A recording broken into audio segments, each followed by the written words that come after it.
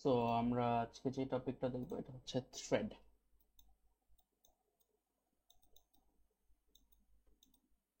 So what is thread? আপনারা আমি super technical ডিটেলসে যাব না, আপনারা ক্লাস থিওরিতে অলরেডি এগুলো কভার্ড। বাট বলতে পারেন খুবই অ্যাবস্ট্রাক্ট লেভেলে একটা প্রসেসের লাইট ওয়েট ভার্সনকে থ্রেড বলে। মিনিং, ধরেন আপনার কাছে এক্সাম্পল হিসেবে আমি প্রথমে দেখাই, আমরা এতদিন যেটা পড়ছিলাম সেটা হচ্ছে, ধরেন আমার কাছে চারটা প্রসেস আছে দেখছে। চারটা প্রসেস মানে চারটা অ্যাপ্লিকেশন আলাদা আলাদা ধরেন রান করতেছে, বা একই অ্যাপ্লিকেশনেরও চারটা প্রসেস রান করতে পারে, বা ধরেন চারটা প্রসেস আছে। তো প্রত্যেকটা প্রসেসের নিজেদের একটা ইউনিক প্রসেস কন্ট্রোল ব্লক, একটা স্ট্রাকচার আছে না, যেখানে পুরো প্রসেসের এন্টায়ার ইনফরমেশন, ওদের সব ডেটা সেকশনসের কপি, টেক্সট এটসেট্রা এটসেট্রা সব কিছু স্টোর থাকে। সবারই এরকম কপি থাকে, রাইট? সো এটা ধরেন মাল্টি কোর প্রসেসর, ধরেন কোর নাম্বার ওয়ানে এই প্রসেস রান হচ্ছে, কোর নাম্বার টুতে এইটা, ধরেন কোর নাম্বার থ্রিতে এইটা, আর কোর নাম্বার ফোর এইটা। সো প্যারালালি আর কি সবগুলো এক্সিকিউট হচ্ছে, which is fine and all. কিন্তু সমস্যা হচ্ছে এখানে যে আমাদের মডার্ন ডে প্যারালালাইজেশন গুলাতে আমরা we usually ten to focus on threads more than processes, at least আমাদের এই টপিকগুলো পড়ানোর সময়। কারণ চলুন আমরা একটু দেখি। সো এক একটা প্রসেস যদি লেটস সে আপনার একটা, মানে একটা একটা প্রোগ্রাম একটা অনেক কাজ করে, ধরেন আপনার একটা প্রোগ্রাম, তার কোডটা হচ্ছে ধরেন অনেক বড় কোড, ধরেন এখানে লাইন 1 2 3, পরে ধরেন একটা ফাংশন কল করে, তারপর ধরেন আরেকটা ফাংশন কল করে, and stuffs like that, right? So আপনার একটা প্রসেস যদি অনেক এক্সিকিউশন করে, অনেক বড় একটা এক্সিকিউশন করে, তো আপনার প্রসেসের কিন্তু আপনার ফ্লো অফ এক্সিকিউশন একটাই, বা সিঙ্গেল থ্রেড অফ এক্সিকিউশন বলা যায়, রাইট? ভেবে দেখেন, ও কি করবে, আপনি যখনই প্রোগ্রামটাকে রান করবেন, ও লাইন নাম্বার ওয়ান থেকে লাইন নাম্বার এন পর্যন্ত বেসিক্যালি রান করবে। সো হোয়াট ইফ এর মধ্যে অনেকগুলো ফাংশনস ছিল, যে ফাংশনগুলো ইউনিক ইউনিক কিছু কাজ করে, যেগুলো একটা একটার উপর ডিপেন্ডেন্ট না। What if not just that, what if এমন ছিল যে আমি আপনাকে 1 থেকে 1 কোটি ভ্যালুর মধ্যে কিছু একটা বললাম যে বের করো যে কতগুলো প্রাইম নাম্বার আছে। সো আমরা এই কাজটা, এই পুরো কাজটা কি আমার একটা প্রসেসের আন্ডারে, মিনিং একটা কোরের মধ্যেই হবে না? তো তাহলে ভেবে দেখেন, একটা বিশাল বড় প্রসেস একটা কোরের মধ্যেই কিন্তু হইতেছে, এটার মধ্যে কিন্তু কোনো রকমের প্যারালালাইজেশন বা টাস্কগুলোকে ভাগ করার কোনো সুযোগ আপনার কাছে থাকতেছে না। যেমন ধরেন আপনি যা আপনি লেটস সে, এটার যদিও একটা প্রসেস লেভেল এক্সাম্পল আছে, বাট একটা জাস্ট এক্সাম্পল দিই, ধরেন একটা সার্ভারের মধ্যে আপনি ডেটা এন্ট্রি করেন না ডেটা ডিলিট করেন। সো একটা প্রসেস হিসেবে যদি এটা রান হইতো, তাহলে কি হবে, যখনই একটা ইউজার ডেটা এন্ট্রি করতে যাবে, তখন বেসিক্যালি এই প্রসেসটা ওর এন্ট্রি করবে, করার শেষে তারপর কাজ শেষ করবে। বাট ইফ একই সাথে 10-20টা মানুষ ডেটা এন্ট্রি করতে চায়, তখন কি হবে, এই প্রসেস অফ এক্সিকিউশনটাকে তার বারবার ফলো করতে হবে, রাইট? কারণ একটার পর একটা প্রসেস বেসিক্যালি ধরেন রান করতেছে, রাইট? সো আপনার এই ফাংশনটা কেউ ধরেন ডেটা এন্ট্রি করতে চায়, কেউ ধরেন অন্য কোনো একটা পার্টির ডেটা ডিলিট করতে চায়, কোন ধরেন বিভিন্ন জায়গায় বিভিন্ন মানুষ তাদের ডেটা রাখতেছে। সো এই কাজগুলো কিন্তু ইন্ডিপেন্ডেন্ট, রাইট? আমার আমার ড্রাইভে আমার ফাইল সেভ করা, আরেকজন তার ড্রাইভে ফাইল সেভ করবে, these are very different work, right? তো ভেবে দেখেন, এই কাজগুলোর জন্য আপনার যদি আমি প্রসেস ক্রিয়েট করা শুরু করি, তাহলে আমাদের জন্য এক তো অনেক বেশি ওয়ার্কলোড হেভি হয়ে যাবে, কারণ প্রত্যেকটা প্রসেসের জন্য এন্টায়ার মেমোরি ব্লক লাগে, নতুন সব কিছু ইনফরমেশন নতুন লাগে। আর অ্যাট দ্য সেম টাইম আরেকটা যে অসুবিধা হবে সেটা হচ্ছে যে, ওয়েল, ওই প্রসেসের এক্সিকিউশনের প্রত্যেকটা পার্টকে যে প্যারালালাইজ করা সম্ভব ছিল, সেটা কিন্তু আমরা করতে পারবো না। মিনিং, যদি আমি আপনাকে একটা এক্সাম্পল দিই, যে এই প্রসেসটা সেটা যতই বড় হোক না কেন, এটাকে একটা কোরের মধ্যে রান করতে হবে, তাই না? ধরেন একটা কোরের কোন একটা প্রম্পটে সে প্রিএম্প্ট হয়ে বেরোয় গেল, সেটা ডিফারেন্ট, কিন্তু অন্য করে বাকিটুকু রান করতে হবে, মিনিং এই কাজগুলোকে কিন্তু প্যারালালাইজ করতে পারিনি আমরা। তো থ্রেড হচ্ছে এই কাজগুলোকে প্যারালালাইজ করতে হেল্প করে, মিনিং ওরা instead of having a one thread of execution, ওরা মাল্টিপল থ্রেড অফ এক্সিকিউশন বানায়। তো একটা প্রসেসের আন্ডারে ধরেন এইটা একটা মেইন থ্রেড, আর এটা ধরেন আরেকটা থ্রেড, এটা ধরেন আরেকটা থ্রেড, এবার এই তিনটা থ্রেডকে আলাদা আলাদা তিনটা করে রান করে, এবং এই থ্রেডটা শেষ হয়ে এখানের পর ধরেন আবার জয়েন হলো। তো লেটস এটাকে আমরা মেইন থ্রেড বলি, এটাকে ধরেন ওয়ার্কার থ্রেড বলি ওয়ান, এটাকে ধরেন ওয়ার্কার থ্রেড বললাম টু। সো এই তিনটা থ্রেডকে আমি যদি এবার তিনটা করে কোনোভাবে রান করতে পারি, তাহলে প্যারালালে এই জিনিসপাতিগুলো সলভ হয়ে যাবে না? এক্সাম্পল হিসেবে হতে পারে, ধরেন একটা নাম্বার প্রাইম কিনা পারফেক্ট কিনা এরকম ধরেন 10-20টা টাস্ক করতেছেন আপনি। তো একটা তো আরেকটার উপর ডিপেন্ডেন্ট না। তো আমি যদি একটা ফাংশন বানাই, এক একটা থ্রেডকে বলি যে তুমি এই পার্ট রান করো, তুমি ওই পার্ট রান করো, তাহলে আমার অলরো প্রসেস একটাই, কিন্তু এই প্রসেসের আন্ডারের কাজগুলোকেও আমরা টুকরা টুকরা করে এক একটা করে রান করতে পারলাম। সো একটা প্রসেস ফাস্টার রান করলো। সো এই আইডিয়াগুলো এমনি বেসিক্যালি এই আইডিয়ার মেইন ইমপ্লিমেন্টেশনগুলো হয় অ্যাপ্লিকেশন লেভেলে, যে যখন আপনি অ্যাপ্লিকেশন বানান এখানে মাল্টি থ্রেডিং থাকে। ধরেন আপনার ওয়েবসাইট লোড করতেছেন, সেখানে একটা থ্রেড ধরেন আপনার ওয়েবসাইটের ফ্রন্ট এন্ড লোড করে দিচ্ছে, একটা থ্রেড ধরেন আপনার ওয়েবসাইটে কিছু অ্যাড এনে দিচ্ছে, এক একটা থ্রেড এক একটা কাজ করে দিচ্ছে আপনাকে। সো একটার পর একটা হচ্ছে না, কনকারেন্টলি আপনি সরি প্যারালালি বিভিন্ন কোড বিভিন্ন কাজ করে আপনাকে দিচ্ছে। আচ্ছা, সো চলুন এবার আমরা একটু দেখি যে তাহলে থ্রেড তার মানে আমি কি বললাম, essentially it's a part of the process. So একটা প্রসেস দেখতে কেমন ছিল মনে আছে কিনা? একটা প্রসেস দেখতে অনেকটা এরকম ছিল যে আপনার লাইক দিস একটা প্রসেস, প্লাস একটা প্রসেস ওয়ান নাম দিলাম এটা, অ্যান্ড ধরেন প্রসেস ওয়ানের আপনার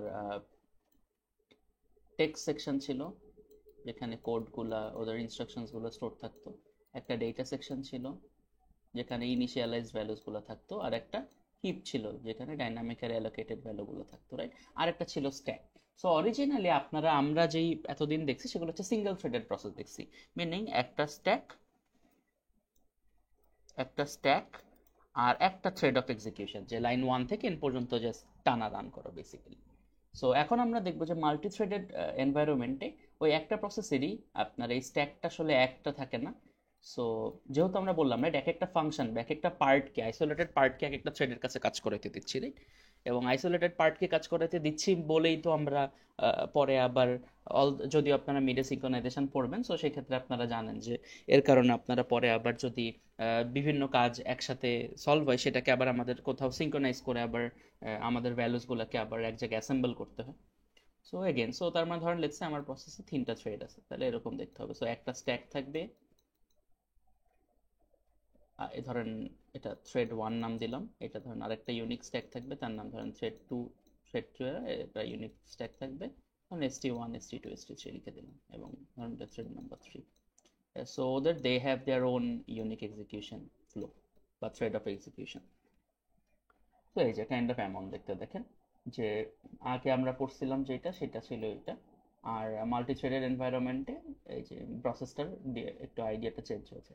সো সুবিধাটা কি হচ্ছে দেখেন তো, আমি যদি মাল্টি প্রসেস করেও সেম প্রবলেম সলভ করতাম, যে ধরেন চারটা আলাদা আলাদা প্রসেসে করব, সেটাও কোনো ক্ষতি ছিল না। কিন্তু যেটা হয়তো প্রত্যেকবার পুরো পিসিবি ব্লকটা তাকে কপি করে নতুন করে করে বানাইতে হতো, সো অনেক বেশি ডেটা আপনাকে স্টোর করতে হতো, কন্টেক্সট সুইচ করতে হলে অনেক কিছু সেভ করে অনেক কিছু আবার রিলোড করতে হতো, স্টাফ লাইক দ্যাট। কিন্তু প্রসেসের ক্ষেত্রে এটা হয় না, কারণ প্রসেসেস শেয়ার দিস, রাইট? আমি একটু মার্ক করে দিই, এইটুকু কিন্তু তারা সব প্রসেস শেয়ার করে। ওদের ইউনিক খালি কি কি আছে, এই যে এইটা স্ট্যাকটা ইউনিক, আর এক্সিকিউশন ফ্লো। এখন এক্সিকিউশন ফ্লো ইউনিক হওয়ার মানে কি, ধরেন ফাংশন ওয়ান একটা থ্রেডে রান হচ্ছে, ফাংশন টু আর একটা থ্রেডে রান হচ্ছে। তার মানে এটা যদি লাইন নাম্বার 5 থেকে শুরু হয়, এটা যদি লাইন নাম্বার 13 থেকে শুরু হয়, তাহলে ওকে জানতে হবে না থ্রেড ওয়ানকে কত থেকে কত লাইন এক্সিকিউট করতে হবে, থ্রেড টুকে কত থেকে কত লাইন। সো এখানে বেসিক্যালি ওদের প্রোগ্রাম কাউন্টারগুলো ইউনিক থাকে। সো আগে একটা প্রসেসের একটাই প্রোগ্রাম কাউন্টার ছিল কারণ একটা থ্রেড ছিল, এখন প্রোগ্রাম কাউন্টারগুলো এক একটা থ্রেডের জন্য এক একটা করে প্রোগ্রাম কাউন্টার, যে নেক্সট কোন ইনস্ট্রাকশন রান করতে হবে ওই থ্রেডে সেটাও ট্র্যাক রাখে। তো এই যে দেখেন এখানে লেখা আছে। তো স্ট্যাক থেকে প্রোগ্রামার রেজিস্টার তো থাকবে, রাইট? যে ক্যালকুলেশনগুলো করে যেখানে টেম্পোরারিলি আমরা স্টোর করি and stop, so general purpose register থাকে। তো এই যে দেখেন লেখা আছে যে থ্রেডের ইউনিক কী কী থাকে, বল থ্রেড আইডি, প্রত্যেকটা থ্রেডকে আইডেন্টিফাই করতাম, যেমন T1 লিখলাম, এটা তো বেসিক্যালি ওর আইডি, রাইট? সো এরকম থ্রেড আইডি থাকবে, প্রোগ্রাম কাউন্টার থাকবে, রেজিস্টার থাকবে, স্ট্যাক থাকবে। আর কোন কোন জিনিস ওরা কপি করে, কোড সেকশন, কারণ ওরা বেসিক্যালি একই প্রসেসের কোডের মধ্যেই মাল্টি থ্রেডিং করতেছে। ডেটা সেকশন মানে ওদের সব initialize values and OS resources. তো সুবিধাটা কি হচ্ছে, ওরা মাল্টি প্রসেসরের ক্ষেত্রে, মিনিং 4-5টা প্রসেসর একসাথে রান করলে আপনাকে প্রসেসরগুলোর মধ্যে কমিউনিকেট করতে হলে এটা একটা বেশ কমপ্লিকেটেড প্রসেস ছিল, and sometimes it's not efficient. কিন্তু মাল্টি থ্রেডিংয়ে আপনি বাই ডিফল্ট সবগুলা থ্রেডই এই ভ্যালুগুলোকে অ্যাক্সেস করতে পারে। সো আমার জন্য ডেটা শেয়ার করা বা কোথাও কমন পয়েন্টে ডেটা গ্যাদার করা এগুলো অনেক ইজি হয়েছে। সো আপনার একটু স্লাইডসগুলো ঠিক মতো পড়লেন, এখানে অনেক কিছু লেখা আছে। সো এখানে কিছু এক্সাম্পল দেন। An application can create photo thumbnails from a collection of images, may use a separate thread to generate a thumbnail for each separate image. Like একটা মানে মাল্টিপল থ্রেড আপনাকে এক একটা থ্রেড ধরেন এক একটা ছবির ইমেজ জেনারেট করে দিল। না হলে কি হতো, আপনি যদি একসাথে একটা ফাইল ওপেন করতেন, 10টা ছবি ছিল, প্রথমে একটা ছবি থাম্বনেল আসতো, পরে 2, তারপর 3, পরে 4, এরকম করে আসতো। তো যদি মাল্টি থ্রেডেড থাকে, ধরেন আপনি আপনার কোর আছে ধরেন 12টা, ধরেন আপনি 12টা থ্রেড হ্যান্ডেল করতে পারেন আপনার সিপিইউতে, তাহলে ও কি করবে, 12টা আলাদা করে প্যারালালি ছবির থাম্বনেল জেনারেট করে দিবে। এই যে ওয়েব ব্রাউজারের যে এক্সাম্পলটা দিলাম, যে একটা ডিসপ্লে করতেছে ইমেজ, আরেকটা থ্রেড মেবি আপনার retrieve the data from the network and staff like that. A word processor may have a thread for displaying graphics, another thread for responding to keystrokes. যে আপনি ধরেন ডক ফাইল টাইপের সিনারিওতে এরকম বিভিন্ন thread বিভিন্ন কাজ করতে পারে. These are not concrete example, just idea দেওয়া যে কিভাবে কাজ করে. তো থ্রেডের বেনিফিটস কি? প্রথম বেনিফিট হচ্ছে রেসপন্সিভনেস. চলেন একটু রেসপন্সিভনেস মানে কি বুঝাইতে দেখি.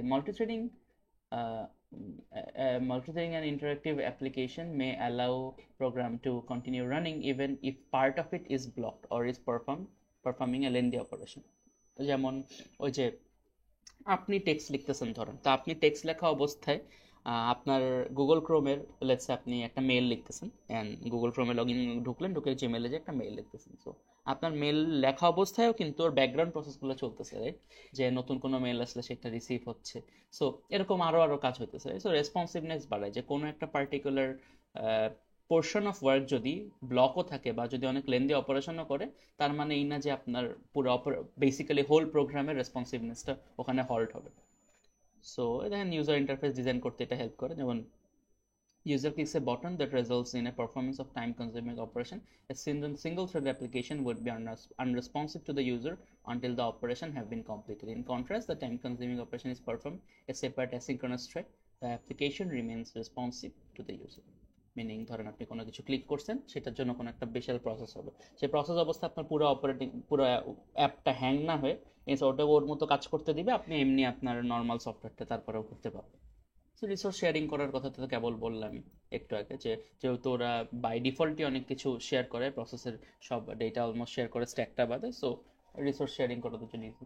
Economics more economical as well, because context সুইচগুলো অনেক ফাস্টার হবে. বেশি জিনিসপাতি আপনার কন্টেক্সট সুইচে যাবে না, কারণ পুরা পিসিবি ব্লকটাকে সরানো লাগতেছে না. শুধু থ্রেডের জন্য যে তিনটা স্পেসিফিক যে ডেটা সেকশন ছিল, মানে তিনটা যে ডেটা সেগমেন্ট ছিল, ওই তিনটাকে সরাইলেই হতেছে. And more scalable as well. Okay, so multi-core programming. What is multi-core programming? Well, multi-core বা multi-processor programming যেটাই বলেন না কেন, মানে আমরা একটা প্রসেসর নিজে কনকারেন্টলি বিভিন্ন প্রসেসকে নিয়ে কাজ করতে থাকে, এরকম একই সাথে যতগুলা কোর আছে ততগুলা কোর এভাবে করে কাজ করে. সো একটা কোর মাল্টিপল প্রসেসকে কনকারেন্টলি কাজ করে, এরকম সবগুলা কোরই করে. দেখেন core 1 concurrently T1 T3 run করাচ্ছে, আবার কোর 2 ও দেখেন কনকারেন্টলি. সো এরা both core are running parallelly, and তার মধ্যে কনকারেন্টলি কাজগুলো হচ্ছে. সো এই প্যারালেলিজম হচ্ছে আপনার মানে এটা তো আপনারা জানেনই, জাস্ট দেখেন. সো এখানে কিছু কথা আছে যে আপনার কিছু চ্যালেঞ্জেস আছে: dividing activities, balance, data splitting, data dependency, testing and debugging. এগুলো আমি খুব ডিটেলসে যাব না, বাট অ্যাক্টিভিটিগুলোকে কিভাবে ডিভাইড করবেন প্যারালালাইজ করার জন্য, বা কিভাবে ব্যালেন্স করবেন যাতে একটা প্যারালালাইজডের একটা টাস্ক অনেক বেশি হেভি হয়ে যায় না, ডেটা স্প্লিট করবেন কিভাবে ওই টাস্কগুলোর মধ্যে, পরে ডিপেন্ডেন্সি থাকবে কিনা, যে একটা মেথড বা একটা ফাংশন রান করা অবস্থায় কি ওর অন্য কোনো ফাংশনের কোনো ভ্যালু লাগবে কিনা, সেক্ষেত্রে তো ওই পয়েন্টটাকে থেমে থাকতে হবে, স্টাফ লাইক দ্যাট.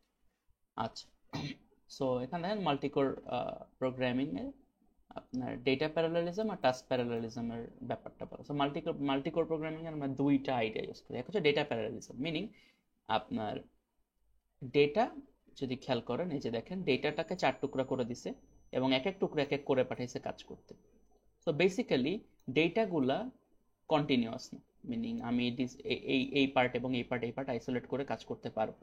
সো এটাকে বলে ডেটা প্যারালালিজম. ধরেন আমি আপনাকে বললাম যে total number of prime number 1 থেকে 1 মিলিয়নের মধ্যে কত আছে, তো আপনি কি করলেন 1 থেকে 2.5 লাখ রেঞ্জ দিলেন কোর 1 0 কে, 2.5 লাখ থেকে 5 লাখের রেঞ্জ দিলেন কোর 1 কে, এরকম করে আপনি এক একটা পার্টকে দিলেন. দেওয়ার পর এক একটা কোর এক একটা number of prime number generate করলো, এরপর 4টাকে এক জায়গায় যে যোগ করে আপনি আউটপুটে প্রিন্ট করলেন. সো ডেটাগুলো টুকরা করা যায়. টাস্ক প্যারালালিজম হচ্ছে ডেটা একটাই থাকলো কিন্তু টাস্কগুলো মেবি ডিফারেন্ট. কারণ একটা বিশাল নাম্বারকে দিয়ে বললাম এটা প্রাইম কিনা, এটা পারফেক্ট কিনা, এরকম বিভিন্ন কোয়েশ্চেন দিলাম, সো যাতে ও টাস্কগুলোকে একটা করে প্যারালালাইজ করতে পারে. সো এই দুইটাই আর কি আইডিয়া আছে. তো এখানে একটা অ্যামডালস ল. অ্যামডালস লটা কি বলে একটু দেখেন. এটা হচ্ছে যে প্যারালালিজম নিয়ে কথা বলে. কিছু নোট করি. তো অ্যামডালস ল যে প্যারালালিজম নিয়ে কথা বলে সেটা হচ্ছে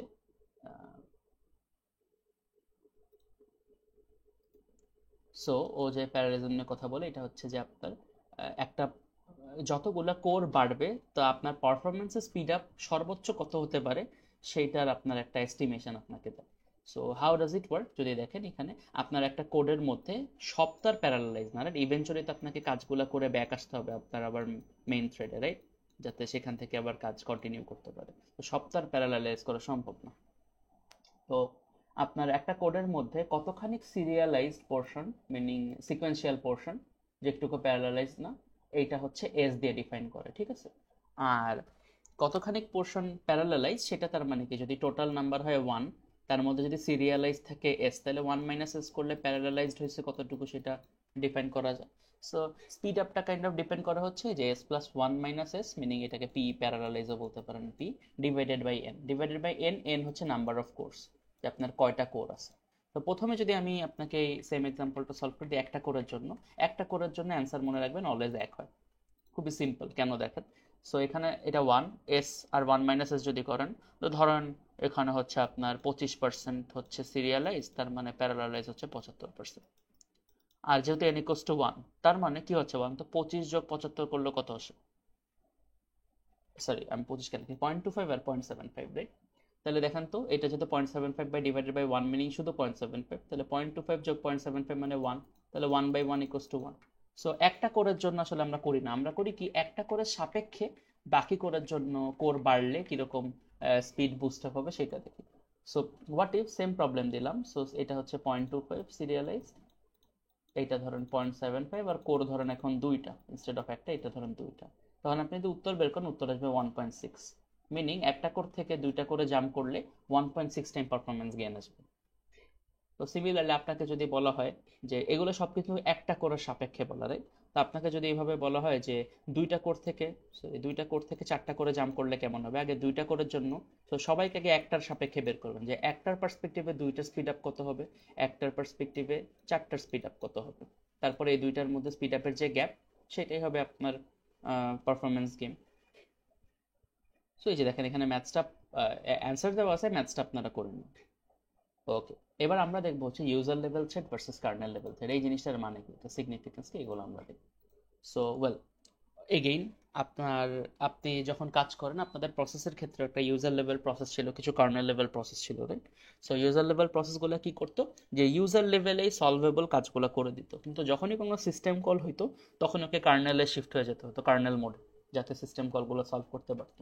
সো হোয়াট ইফ আপনার প্রোগ্রামটা আপনি এমনি বানাইছেন যে ধরেন সে গ্রাফিক্স কাজ করতেছেন, মিনিং আপনি হচ্ছে পপুলেশন জেনারেট করতেছেন, বা আপনি ধরেন গ্রাফিক্স দিয়ে সামনে একটা এনভায়রনমেন্ট জেনারেট করতেছেন। তো সেক্ষেত্রে আপনাকে বিভিন্ন ক্যালকুলেশন করে জাস্ট গ্রাফিক্স জেনারেট করতে হবে, রাইট? আপনাকে কিন্তু হার্ডওয়্যার লেভেলে কোনো ইম্পর্টেন্ট ডেটা অল্টার করতে হবে না, জাস্ট আপনি জেনারেট করে আমাকে দেখাচ্ছেন। সো এরকম টাইপের কাজ যেগুলোতে ইউজুয়ালি আমাদের কোনো ক্রিটিক্যাল সিস্টেম কল লাগে না, সেগুলোকে আমরা ইউজার লেভেল থ্রেডস বলি। সো ইউজার লেভেল থ্রেডসগুলো যেহেতু সিস্টেম কল নাই, so it's very easy to handle, and usually এটাই কার্নেল লেভেল থ্রেডকে কোনোভাবেই কনসার্ন করে না। সো দেখেন, so Jesus said they are supposed to supported above the kernel without the kernel support, so kernel support লাগে না ওদের কাজটা করতে। These are the threads that are that application programmers would put into the program, meaning application লেভেলের প্রোগ্রামাররা যেই আপনার কাজগুলো করে বেসিক্যালি সেই থ্রেডগুলোকে kind of user level thread বলা যায়। ইটস নট নেসেসারিলি সব সময়ের জন্য ট্রু। কার্নেল লেভেল থ্রেডস কি, কার্নেল লেভেল থ্রেডস আর supported within the kernel of the OS itself. ধরেন আপনি সার্ভারের ডিজাইন করতেছেন, সার্ভারের অপারেটিং সিস্টেম বানাচ্ছেন, সেখানে একটা থ্রেড ধরেন আপনার একটা ডেটা সেকশনের মধ্যে ভ্যালুতে ঢুকে ভ্যালুটা চেঞ্জ করে, আর একটা থ্রেড ধরেন ডেটা সেকশনের মধ্যে একটা ভ্যালুকে রিরাইট করে, এরকম ধরেন অনেক রকমের কাজ করে। তো এখানে কি বেসিক্যালি প্রত্যেকটা থ্রেডকে সিস্টেম কল করা লাগতেছে না, অপারেটিং সিস্টেমের কার্নেল মোডে যে কার্নেল লেভেলে অ্যাক্সেস করে কাজ করা লাগতেছে। তো সেই টাইপের থ্রেডকে কার্নেল থ্রেড বলে। সো এখন আপনার এই প্রত্যেকটা থ্রেডকে আপনার প্যারালালি রান করানোর জন্য সিস্টেম বানাইতে হবে আপনাকে অবভিয়াসলি। সো অনেক সময় ইউজার থ্রেড অলদো ইউজার লেভেলে কাজ করে, অ্যান্ড আপনি আপনি যখন ডেভেলপ করেন বেসিক্যালি আপনি ইউজার লেভেলে এই কাজগুলো লেখেন। বাট এগেইন, যদি কোনো টাইমে তাকে কার্নেল লেভেলে সাপোর্ট লাগে, বা যখনই আপনার ওইখানে কোনো সিস্টেম কল বা ক্রিটিক্যাল অপারেশনসগুলো হবে, সেই ক্ষেত্রে কিন্তু ওকে ঘুরে ফিরে কার্নেল থ্রেডে কনভার্ট হয়ে যেতে হচ্ছে। সো আমি প্রোগ্রাম লিখে যখন আমি ইউজার লেভেল থ্রেডে লিখি, কিন্তু এটা এক্সিকিউশনের সময় যদি সিস্টেম কল স্টাফ লাগে তখন এটা কার্নেল লেভেল থ্রেডে কনভার্ট হয়ে তারপর কাজ করে। সো তার মানে ইউজার আর কার্নেল লেভেল থ্রেডের মধ্যে একটা ম্যাপিং থাকতে হবে। So so I hope plus points গুলো বুঝছি user level thread. These are lightweights, these are easy to switch, easy to do stuffs with it. But kernel level হচ্ছে আপনার more crucial, and এইগুলাকে খুব আপনার এটা যদি প্যারালাইজ না করতে পারেন সেই ক্ষেত্রে ইউজার লেভেল যতই বেশি প্যারালাইজ থাকুক না কেন খুব একটা লাভ নেই। চলুন আমরা একটু দেখি। সো মেনিটি ওয়ানের এক্সাম্পল দেখেন। সো অনেকগুলো ইউজার লেভেল থ্রেড একটা কার্নেল লেভেল থ্রেডের সাথেই কানেক্টেড বা ম্যাপ করা। তো ধরেন আপনার চারটা ইউজার লেভেল থ্রেড চারটা কাজ করতেছে, এখন চারজনই যদি যখন একটা কার্নেল লেভেলের কল পাবে ওদেরকে কলটা সাপোর্ট করার জন্য মাত্র একটাই কার্নেল লেভেল থ্রেড দেবো। তো কি হচ্ছে বলুন তো, এই চারজনের ইভেনচুয়ালি বসে থাকা লাগবে না, যে কোনো একজন কার্নেল লেভেল থ্রেডের শিডিউলার থেকে অ্যাক্সেস পাবে, সে তার কার্নেলের কাজ শেষ করে তারপরে এই প্রসেসটা ধরেন শেষ হয়ে গেল বা এই থ্রেডটা শেষ হয়ে গেল, পরে বাকি তিনটা থ্রেডের মধ্যে আবার যে কোনো একজন অ্যাক্সেস পাবে, সে আবার কাজ শেষ করে আবার বাকি দুইটার জন্য যাবেন, সো অন আর কি। আই হোপ বুঝছেন ব্যাপারটা। সো এটা এটা এটাতে অসুবিধার কি হচ্ছে, সো ট্রুলি প্যারালালাইজ হচ্ছে না, কারণ কার্নেল লেভেল থ্রেড একটাই, right? So many user level threads map into single kernel level thread, one thread blocking causes all two block. So একটা কার্নেল লেভেল থ্রেডে যাওয়ার পর যদি কোনো কারণে আটকায় যায় বা ব্লক বা টাইম বড় একটা কিছু রান করে, সেক্ষেত্রে বাকি সব ইউজার লেভেল থ্রেডকে আটকায় থাকতে হবে। So multiple threads may not run in parallel on multiple systems because only one may be in kernel at a time. So system call পাওয়ার আগ পর্যন্ত সবাই ধরেন প্যারালালে কাজ করতেছে, যেখানেই সিস্টেম কল পেলো কোনো একটা ক্রিটিক্যাল রান করা লাগবে, তখনই এদেরকে এখান থেকে কার্নেল লেভেলে ব্যাক আসতে হবে এবং যেতে হবে। তো কার্নেল লেভেলে যাওয়ার পর কিন্তু আর প্যারালাইজ থাকলো, এটা একটা করে রান হচ্ছে। সো আপনার পারফরমেন্স বুস্ট বা গেইন আপনি যেরকম ভাবতেছিলেন সেরকম কিন্তু হচ্ছে না। So another example, another variation is one to one. One to ওয়ানই প্রেফারেবলি আমরা ইউজ করি, সেটা হচ্ছে প্রত্যেকটা ইউজার লেভেল থ্রেডকে একটা করে কার্নেল লেভেল থ্রেডের সাথে ম্যাপ করে দেয়। সো আপনার একটা ইউজার লেভেল থ্রেড যদি কোনো কাজ করতে একটা সিস্টেম কল করে, ওই একটা কার্নেল লেভেল থ্রেড নিয়ে কাজ করে, আবার আরেকটা ইউজার লেভেল থ্রেড যদি সিস্টেম কল করে তো ওকে আরেকটা কার্নেল থ্রেড দিয়ে দেয়। So it's very easy to handle. একটা ইউজার থ্রেড যদি একটা কার্নেল থ্রেডকে ব্লকও করে দেয়, বাকি ইউজার থ্রেডগুলো অন্যান্য কার্নেল থ্রেডে কাজ করতেছে নিজেদের মতো। অ্যান্ড ইউজুয়ালি এটা নিয়ে খুব একটা আমাদের প্যারা হয় না, কারণ মডার্ন ডে কম্পিউটিং সিস্টেমের কোর অনেক, অ্যান্ড কোরের মধ্যে আবার there is a concept of hyper threading, সেটা আমাদের টপিক না, আপনারা লুক আপ করতে পারবেন। সো বেসিক্যালি আমরা কনকারেন্টলি দেখা যায় 10 12 13টা থ্রেড রান করতে পারি, 16টা থ্রেড রান করতে পারি, মানে আমাদের general day to day use CPU গুলোতেও। তো সেই ক্ষেত্রে যেটা হয় যে আমাদের আসলে ইউজার সাথে কার্নেল থ্রেড ম্যাপ করলেও আমাদের খুব একটা সমস্যা হয় না। কিন্তু যতগুলা thread CPU at a time execute করতে পারবে, যদি সেটার ভ্যালু হয় 8, তাহলে আমরা কার্নেল লেভেল থ্রেড 8টাই হবে, এভাবে করে কিন্তু আপনার ডেভেলপমেন্ট করতে হবে। তো ইউজার লেভেল থ্রেড অ্যাটমোস্ট 8টা কার্নেল লেভেল থ্রেডকে ওয়ান টু ওয়ান ম্যাপিং করতে হয়, এভাবে করে যেন ডিজাইন করে, কারণ 8এর বেশি ম্যাপিং হয়ে গেলে সেগুলো কিন্তু সিপিইউ পাবে না। তো সিপিইউর কি কোনো একটা থ্রেড শেষ হওয়ার পর তাকে প্রিএম্প্ট করে ওই কোরের মধ্যে 9th থ্রেডটাকে আনতে হবে। সো সো ওভারহেডের কারণে number of threads per process sometimes restricted due to overhead. So yes, একটা জিনিস জানাই রাখি যে মেনি টু ওয়ানের জন্য ইউজুয়ালি আমরা এখানে এই এক্সাম্পলটা যেভাবে লেখা বা যেভাবে আপনি মানে ভিজুয়ালাইজ করতে পারেন, সেটা যে একটা অ্যাপ্লিকেশনের ধরেন 4টা থ্রেড আছে, একটা অ্যাপ্লিকেশন 4টা ডিফারেন্ট কাজ করে, কিন্তু এটা একটা কার্নেল লেভেল থ্রেডে কানেক্ট থাকলে তার মানে যেটা হচ্ছে ওই অ্যাপ্লিকেশনে যদি কোনো একটা পার্টিকুলার ফাংশন রান করে, বাকি ফাংশনগুলো কার্নেল লেভেল অ্যাক্সেস পাবে না। সো বেসিক্যালি অ্যাপ্লিকেশন হ্যাং হয়ে বসে আছে, মিনিং এই কাজটা শেষ হচ্ছে তারপরে বাকিগুলো কাজ করতেছে। ইউজার লেভেলে সেটা না, একটা অ্যাপ্লিকেশনের যদি আপনার একটা প্রসেসের একটা থ্রেড যদি কোনো একটা কার্নেল লেভেল অপারেশন করে, সেটাকে একটা করে পাঠায় দেয়, বাকিগুলো তার মতো কাজ করতে থাকে। And these are widely used in our modern day operating systems. One to one. Many to many আপনার যেটা করে সেটা হচ্ছে যে ইউজার এখানেও তার মানে সমস্যাটা কি ছিল, কার্নেল লেভেল থ্রেডের কিন্তু একটা লিমিটেশনস আছে, রাইট? যে কতগুলো কার্নেল লেভেল থ্রেড আপনি বানাইতে পারবেন, কারণ যতগুলো কোর তার থেকে বেশি বানায় তো আসলে লাভ নেই। মেনি টু মেনির ব্যাপারটা হচ্ছে যে অনেকগুলো ইউজার থ্রেড অনেকগুলো কার্নেল থ্রেডের মধ্যে কানেক্টেড থাকে, মানে যেইটা অ্যাভেলেবেল কার্নেল থ্রেড পায় সেটাকে একটা ইউজার থ্রেডের সাথে ম্যাপ করে দেয়। So although it looks a bit easier because বা মোর কনভিনিয়েন্ট টু সে যে এটা বেটার পারফর্ম করে, বাট এটা ভেরি হার্ড টু ইমপ্লিমেন্ট হয়। অ্যান্ড সিন্স আমরা অলরেডি আমাদের অনেক থ্রেড আছে, মিনিং আমরা ইউজুয়ালি অনেক বেশি থ্রেড ইউজ করতে পারি মডার্ন ডে কম্পিউটিং সিস্টেমে, সো আমরা আমাদের অ্যাপ্লিকেশনগুলো ইউজুয়ালি এত বেশি থ্রেড হয় না যে আমরা এই জিনিসটা আপনার ইমপ্লিমেন্ট করতে পারবো না। সো আমরা ইউজুয়ালি এইটাই ইমপ্লিমেন্ট করি, এটা নিয়ে আমরা ইউজুয়ালি মাল্টিথ্রেডিং মডেলস নিয়ে আমরা অ্যাকচুয়ালি কাজ করি না খুব একটা, অ্যাটলিস্ট আমাদের লেভেলে কাজ করি না। আর একটা হাইব্রিড মডেল আছে, দেখে নিন, এটার কিছু পার্ট মেনি টু মেনি, কিছু part one to one. Again more complex, meaning more hard to implement and more time it takes to map. So yes, এবার হচ্ছে ও সো আমরা এবার দেখবো হচ্ছে অ্যাকচুয়ালি থ্রেডগুলা আমরা কিভাবে ইমপ্লিমেন্ট করি, দেখতে কেমন হয় এগুলো। চলুন আমরা একটু দেখি। সো যদি আপনারা দেখেন এগুলা কিছু লাইব্রেরিজ ইম্পোর্ট করছেন স্টাফ। এবার দেখেন সো এখানে প্রথমে মনে রাখবেন শুরুতে কিন্তু থ্রেড ক্রিয়েট করার আগ পর্যন্ত আমার সিঙ্গুলার বলতে পারি ইনস্ট্রাকশন রান করতেছে। সো আমি একটা জাস্ট ভিজুয়ালাইজেশন দেখাই। সো আমি এটা নাম্বার দিই, ধরেন line number 1, line number 2, line number 3, 5, এটা লাইন নাম্বার 6, এটা ধরেন লাইন নাম্বার 7, 8, 9, 10, 11, 12 ধরেন দিই। So how it looks like, আপনার প্রথমে যখন আপনার প্রসেসটা রান শুরু হয় ওটা সিঙ্গেল থ্রেড অফ এক্সিকিউশন করতেছে। সো ধরেন এটাকে ধরেন আমি বলতেছি main thread. Main thread execute করতেছে, কতক্ষণ করলো? এই যে এই পর্যন্ত আপনার মেইন থ্রেড এক্সিকিউট করলো ধরেন। সো মেইন থ্রেড হচ্ছে বেসিক্যালি এই পুরাটাও এক্সিকিউট করলো। সো মেইন থ্রেডটা এই পয়েন্টে যাওয়ার পর যখন 3 নাম্বার, সরি 1 2 3 4, হ্যাঁ 4 নাম্বার লাইনেও যখন পি থ্রেড ক্রিয়েট করলো, মিনিং আমি বলতেছি যে একটা নতুন থ্রেড ক্রিয়েট করো। P thread is the library by the way that, বা পি থ্রেড লাইব্রেরি আমরা ইউজ করি যার মধ্যে আমরা সিতে থ্রেডিং এর বেসিক্যালি লিনাক্সের ইমপ্লিমেন্টেশনসগুলো আর কি আমরা দেখাচ্ছি। সো আপনার পি থ্রেড লাইব্রেরি দিয়ে কীভাবে কাজ করে। সো আমরা প্রথমে ইনিশিয়ালাইজ করলাম যে T1 নামের একটা থ্রেড ভ্যারিয়েবল বানাইলাম, যেটার মধ্যে আমরা আমাদের থ্রেডের ইনফরমেশনগুলো আর কি স্টোর করবো। So P thread create call করে আমি যে T1 পাঠালাম, যেই ভ্যারিয়েবলটা বা যেই থ্রেড আইডিটা আমি ইউজ করতে চাই বা থ্রেড অবজেক্টটা, তারপর নাল হচ্ছে অ্যাট্রিবিউটস। এই অ্যাট্রিবিউটসগুলো কেমন দেখতে হয় যে আপনার এখানে নাল দেওয়া মানে ডিফল্ট অ্যাট্রিবিউটস কল হবে, বাট অনেক সময় আপনি এটাকে জয়েনেবল নাকি না, পুরো অনেক সময় একটা থ্রেড পুরো ইন্ডিপেন্ডেন্ট হতে পারে, রাইট? ওকে ব্যাক আসাই লাগবে না, কাজ করে রেজিস্ট্রাই হয়ে যায়। অনেক সময় হয়তো বা আপনাকে আবার ব্যাক আসতে হবে, এরকম কিছু অ্যাট্রিবিউটস থাকে।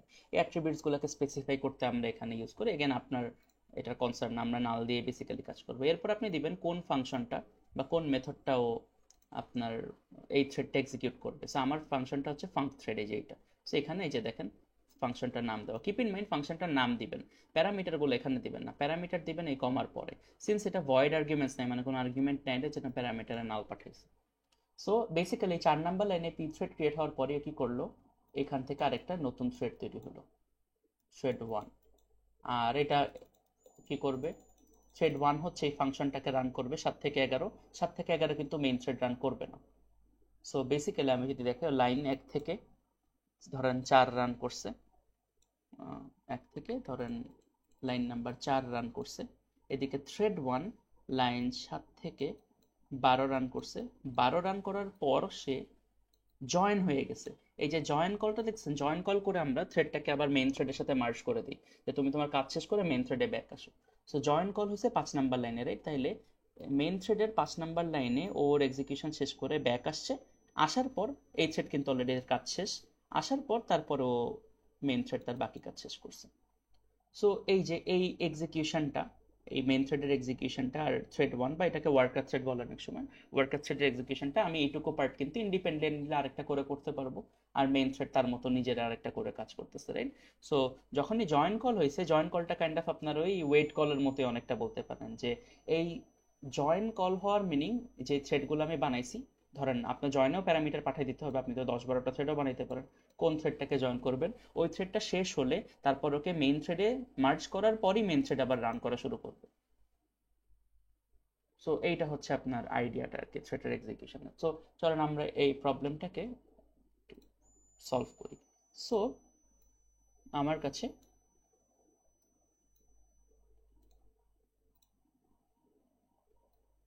ধরেন একটা প্রসেস আছে, প্রসেসটার নাম দিলাম আমি P1। সো এখানে ওয়েল এখানে আসলে খুব বেশি ভ্যারিয়েবল নেই, সো আই গেস জাস্ট আমি দেখাই দিই, দেখালেই হবে। সো ধরেন এর কিছু এরা কমন পায় কি text section, data section and heap section, right? So এখানে যদি কোনো ভ্যারিয়েবল থাকতো sum equals to something and stuff like that, সেক্ষেত্রে ও ওগুলা লিখতো। বাট যেহেতু নাই, এই এক্সাম্পলটা জাস্ট খুব সিম্পলি দেখাচ্ছি। সো একটু দেখেন, এখানে থ্রেড ক্রিয়েট করছে একটা, রাইট? তার মানে ওয়েল আপনি বলতে পারেন যে একটা থ্রেড মানে প্রথমে তো একটা মেইন থ্রেড চলতেছিলই, মেইন থ্রেড চলতেছিল, ওর কি লাগবে, একটা ইউনিক স্ট্যাক লাগবে। এগেন স্ট্যাকটা আমি ধরেন এতখানি জায়গা রাখলাম, আর ধরেন প্রোগ্রাম কাউন্টার লাগবে। সো ধরেন প্রোগ্রাম কাউন্টারটা উপরে লিখি। সো এগেন আপনি আপনার মতো প্রোগ্রাম কাউন্টার না ইউজ করলেও চলবে, আমি জাস্ট দেখানোর জন্য দেখাচ্ছি। সো ধরেন ও 2 নাম্বার লাইন এক্সিকিউট করলো। 2 নাম্বার লাইন এক্সিকিউট করার পর 3 নাম্বার লাইন এক্সিকিউট করলো। 3 নাম্বার লাইন এক্সিকিউট করার পর যখনই সে 4 নাম্বার লাইন এক্সিকিউট করলো, একটা নতুন থ্রেড ক্রিয়েট করলো, রাইট? থ্রেডটার নাম কি হলো? T1, thread 1।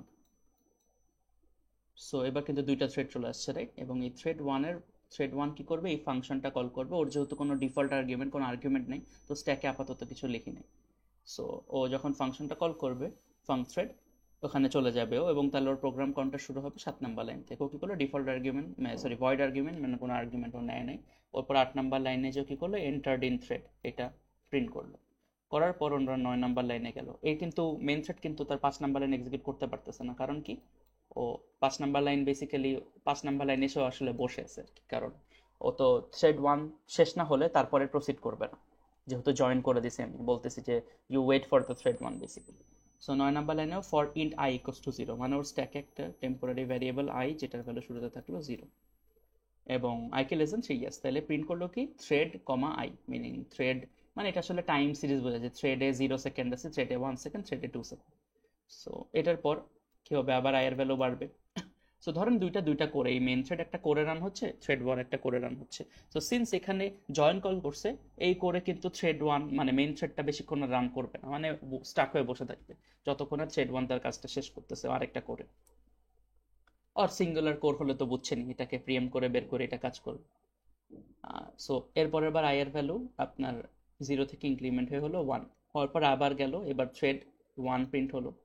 এরপরে ইনক্রিমেন্ট হয়ে হলো 2, আবার গেল লুপে, থ্রেড 2 প্রিন্ট হলো। এরপরে আই এর ভ্যালু বেরোয় গেল লুপ থেকে, বেড়ে পরে প্রিন্ট হলো done, done with the thread. So এবার প্রিন্ট হলো 12, 12 মানে এক্সিকিউশন 7, 8, 9-এর পর, এখানে লিখি নাই, মেবি বুঝছেন তো, 9-এর পর 10, তারপরে আবার 9, 10, এভাবে করে বারবার লুপটা চলতেছিল। চলার পর একটা পয়েন্টেও 12 নাম্বার লাইনটা এক্সিকিউট করলো, যেটা লাস্ট লাইন। এরপরে ডান উইথ দ্য থ্রেড প্রিন্ট করলো, করার পর এর কিন্তু কাজ শেষ, রাইট? ও জয়েন হয়ে গেল এখানে। যখনই জয়েন হয়ে গেল, তার মিনিং এই থ্রেডের কাজগুলো কিন্তু আমার শেষ। এবং এখানে আপনার একটা থ্রেড যখন তার কাজ শেষ করে, সে কোনো কিছু রিটার্ন করতে পারে না। ও চাইলে তো কিছু রিটার্ন করতে পারে, ধরুন একটা ইন্টিজার ভ্যালু রিটার্ন করতো, তাহলে ভয়েড না দিয়ে এখানে ইন্ট থাকতো রিটার্ন টাইপ। তো কিছু যদি রিটার্ন করতো, তাহলে এই যে এই পাশের অ্যাট্রিবিউট, যে পাশে T1-এর পর যে কমা দেখতেছেন, এই কমার পর যেই ইয়েটা, প্যারামিটারটা, এখানে আপনি একটা ভ্যারিয়েবল পাস করে দিতেন, লোকেশন, ভ্যারিয়েবলের লোকেশন পাস করে দিতেন। ওই লোকেশনে যে স্টোর হইতো কিছু রিটার্ন করলে সেটা। তো জয়েন কিভাবে কাজ করে? কোন থ্রেডকে জয়েন করবেন, তারপরে কি কি সে রিটার্ন করে, সেটাকে সেভ করার বা সেটাকে ক্যাচ করার জন্য একটা আপনার অ্যাড্রেস পাঠিয়ে দিতে হতো। সিন্স এর কিছু রিটার্ন করে না, সিন্স ভয়েড টাইপ, সো এখানে নাল দেওয়া। সো এরপরে কি হতো? যদি এখানে একটা প্রিন্ট স্টেটমেন্ট থাকতো যে দি এন্ড, তার মানে বেসিক্যালি কি হতো? এবার জয়েন শেষের পর for the first time 6 number লাইনে দি এন্ড কল পেত, দি এন্ড। তারপরে সে তার 7 নাম্বার লাইনে রিটার্ন 0 করে অ্যাকচুয়ালি কোড থেকে এক্সিট নিয়ে নিত। সো এগেন এটা জাস্ট আমি বুঝাইতে দিলাম আপনাদের। ওকে, সো চলুন আমরা একটু কমপ্লিকেটেড এক্সাম্পলস দেখি। সো এখানে যদি দেখেন, ইয়েস, এইটা একটা better example. So process 1, so again text আর ডেটা, টেক্সট সেকশন আমি আর লিখলাম না, শুধু ডেটা সেকশনটাই দেখালাম। সো একটু খেয়াল করে দেখেন, ওরা দুইজনই কি কি ভ্যারিয়েবল, ওয়েল এটা হচ্ছে ফাংশনের পয়েন্টার অ্যাসাইন করা। এইটা আপনারা একটু দেখে নিন কিভাবে কাজ করে, যে পয়েন্টার ভ্যারিয়েবল ইনিশিয়েট করছে ফাংশন বানানোর জন্য একটা। এবং দেখেন ইন্ট স্টার টি রেট, সো ওরা টি রেট নামের একটা গ্লোবাল ভ্যারিয়েবল বানাইছে বলতে পারেন, যেটা ইনিশিয়াল ভ্যালু আপাতত কিছু দেওয়া নেই, সো আমরা ধরে নিলাম কিছু, ঠিক আছে? ওকে, তাহলে আমাকে বলেন, এই সেকশনটাকে, এই ভ্যালুটা, ইনিশিয়ালাইজ ভ্যালুটা কি ডেটা সেকশনে না? তার মানে দুইটা থ্রেডই এই ভ্যালুকে অ্যাক্সেস করতে পারবে। এইবার মেইন থ্রেড রান শুরু হলো। আচ্ছা, এখানেও মাত্র দুইটা থ্রেড, দুই ভাগ করে দিই। সো শুরু থেকে তো মেইন থ্রেড রান হচ্ছে আর কি। সো প্রথমে রান হলো ধরেন এই লাইনটা, পরে মেইনে গেল, পি থ্রেড T1 সেইটাকে বানাইলো। সো T1 নামের একটা সে থ্রেড ভ্যারিয়েবল ডেটা ইনিশিয়ালাইজ করলো আর কি। সো ইনিশিয়ালাইজ করছে, ডিক্লেয়ার করলো, আবার ইনিশিয়ালাইজ তো করে নাই, রাইট? সো ডিক্লেয়ার করলো আর কি। তারপরে n=5, সো n=5 এগেন, এটা কোথায় যাচ্ছে? ডেটা সেকশনে, কারণ ডিক্লেয়ার হয়ে গেছে। এরপরে কি হচ্ছে দেখেন তো, এই যে পি থ্রেড ক্রিয়েট করতেছে। সো মেন থ্রেড কোথায় ছিল, মেন থ্রেড এতদূর কাজ করছে, এই যে এতদূর কাজ করছে করে এই যে পি থ্রেড ক্রিয়েট করলো। তো আমি লাইন নাম্বার আর লিখলাম না, এই হোপ বুঝছেন। সো ধরেন এখানে নাম দিছে থ্রেড ওয়ান, তার মানে থ্রেড ওয়ান ক্রিয়েট হলো এবং এই যে ডিফল্ট অ্যাট্রিবিউটস নিল এবং কোন ফাংশনকে কল করবে, এই ফাং থ্রেডকে কল করবে এবং প্যারামিটার হিসেবে কি পাঠাবে, অ্যান্ড এন। এনে কি ছিল 5, তার মানে এই ফাংশনের যে লোকাল ভ্যারিয়েবল ভি এর মধ্যে কি যাচ্ছে, 5 যাচ্ছে। এবং তারপরে কি হচ্ছে, ওয়েল একটু মাথায় রেখেন যে এখানে অ্যান্ড এন করে পাঠালে আসলে এন ইকোস টু 5 যদি থাকে, তো ধরেন এন ইকোস টু 5 থাকলে, ধরেন N equals to 5, right? So এটার মানে কি, ধরেন র্যামের মধ্যে একটা জায়গা আছে, ধরেন নাম হচ্ছে এবিসি, ওই এবিসিতে 5 স্টোর করা, রাইট? তো আপনি যখন অ্যান্ড এন পাঠান, তার মানে বেসিক্যালি আপনি পাঠান হচ্ছে এবিসি, মিনিং ভি বেসিক্যালি এখন, আমি যদি দেখে actually to be very precise with you, we আসলে লোকেশনটাকে স্টোর করে এবিসি। সো আপনাকে ডিরেফারেন্স করে ভিতরের ভ্যালু অ্যাক্সেস করে কাজ করতে হবে। সো বেসিক্যালি মিনিং হচ্ছে, আমরা যখন ইউজুয়ালি প্রসেসগুলো বানাই থাকি, বা সরি আমরা যখন 111 লেভেলে কাজ করে ফেলছি, আমরা কি দেখছিলাম যে একটা ফাংশন যখন কল হয়, যদি আমি এখান থেকে এন পাস করি, ওই এনের একটা কপি বানায় 5, সেই 5টা একে পাঠায়। সো এই ভিতরে লোকাল ভ্যারিয়েবল ভির আপডেট হলে অ্যাকচুয়াল ভ্যারিয়েবল এন এর কিন্তু কোনো আপডেট হয় না, কারণ এই দুটো আলাদা আলাদা কপি থাকে, right? Because we pass by value, but here we pass by reference, meaning আমি অ্যাকচুয়াল এন না, এন এর লোকেশনটাই পাঠাচ্ছি। সো আমি এই এন এর লোকেশন ভিতে রেখে ভিতে যতই আপডেট করবো সেগুলো এন এর মধ্যেও আপডেট হচ্ছে, কারণ ওরা দুজন একই লোকেশনকে পয়েন্ট করে। ঠিক আছে? সো এটা বোঝানোর জন্য আর কি এবিসি থার্ড ব্র্যাকেট দিয়ে লিখে দিলাম, মিনিং আসলে 5ই আছে করে ফেলে ভালো। সো ইয়েস, এবং এখানে পি থ্রেড জয়েন, মিনিং এই লাইনে মেন থ্রেড এই লাইনে যে আটকে আছে, রাইট? তাহলে আমি চলেন এখানে যে থ্রেড ওয়ানটা রান করি। থ্রেড ওয়ান কি করছে, ভি ডিঅ্যালোকেট করছে, এখানে এই পারে ডিঅ্যালোকেট করছে, এই পারে অ্যাসাইন করছে, রাইট? তো star V equals to star V into 5। এই স্টার ভির মিনিং হচ্ছে ডিঅ্যালোকেট করলাম, মিনিং এই বিসির মধ্যে যেই ভ্যালুটা আছে সেই ভ্যালুটাকে বের করলাম, উইচ ইজ 5। সো প্রথম দুইটা অক্ষর এই স্টার ভি দিয়ে এইটুকু পেলাম, গুণ করলাম 5, তাহলে 5 5 কত হলো 25। এটা স্টোর করব কোথায়, ভি এর লোকেশনে, মিনিং এই এবিসি এর লোকেশনে স্টোর করব কি 25, মিনিং এখন এবিসি এর লোকেশন আছে কি 25। রিটার্ন ভি, রিটার্ন ভি করে কই গেল, তাহলে জয়েন কল করছে, যেখানে দেখেন জয়েনের যে টি রেট এই ভ্যারিয়েবলটার মধ্যে আমি 25কে রিটার্ন করে দিলাম। এটাকে ডি রেফ এন টি রেট করে, মানে টি রেটের যে লোকেশন ছিল সেটা, ধরেন টি রেটের লোকেশনটা ছিল ধরেন ডি, সরি ধরেন ডিইএফ একটা লোকেশনে ধরেন টি রেটটা ছিল, মিনিং এটা ধরেন ডিইএফ নামের একটা লোকেশনে ছিল। তাহলে এর মধ্যে আমি রিটার্ন করে কাকে পাঠালাম, 25কে পাঠালাম। সো এবার কি হচ্ছে, থ্রেড রিটার্ন প্রিন্ট করছে কি টি রেট। এখন টি রেটের স্টার দিয়ে প্রিন্ট করার মানে কি, এগেন ডিরেফারেন্সিং করে ওর ভ্যালুটা প্রিন্ট করা। তাহলে ডিইএফ এর মধ্যে ভ্যালু কে ছিল 25, তো 25 প্রিন্ট হয়েছে। তারপর রিটার্ন হয়ে তার মেন থ্রেডও তার কাজ শেষ করে ফেলছে। সো থ্রেড ওয়ানও শেষে থ্রেড মেন থ্রেডে জয়েন হওয়ার পর তার কাজ শেষ করবে। সো চলো না এক্সাম্পলটা দেখি।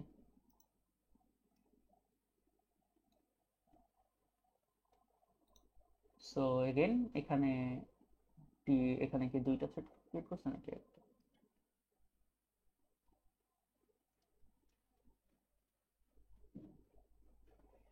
হুম, আচ্ছা এখানেও একটা থ্রেড ক্রিয়েট করছে। সো আপনার একটু মাল্টি থ্রেডিং এর এক্সাম্পলস গুলা, যে অনেকগুলো থ্রেড ক্রিয়েট করার এক্সাম্পল গুলো আপনাদের শিডিউলিং সরি সিঙ্ক্রোনাইজেশন থেকে একটু দেখে নিন। আমি এখানে যদি আরেকটা থ্রেড ক্রিয়েট করতো কিভাবে কাজ করতো আমি একটু, আচ্ছা একটু পরে দেখাচ্ছি, আপাতত এটাকে সলভ করে দিই। সো নাম ইকুয়ালস টু 5। সো এগেন আমি যদি একটা প্রসেস বানাই,